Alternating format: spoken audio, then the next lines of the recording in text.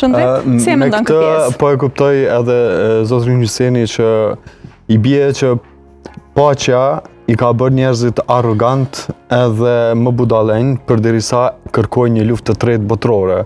Sepse unë mendoj që destabiliteti nëpër Evropë që është duke u krijuar ka si pasojë një paqe që e kanë pas si shtetet mëdhaja. Për shembull, Amerika për momentin është një, le të themi, fuqi botërore që ka një stabilitet, por që po luan me tregun e njerëzve, me tregun e luftës, duke përkra, për shembull, Rusin në këtë aspekt.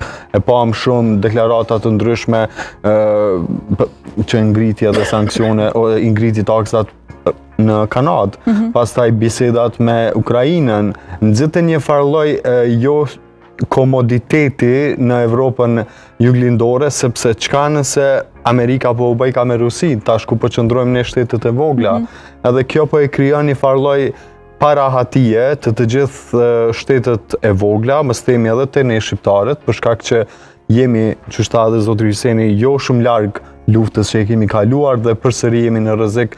Nuk po do të thonë jemi në rrezik për ta përjetuar prap një luftë të tretë botërore, por bota si tërësi është duke përshkallëzuar në shumë dinamika të ndryshme, në situata të ndryshme që pasojat mund t'ja shohim edhe ne. Po. Zotri Blerim, si ndikon kjo?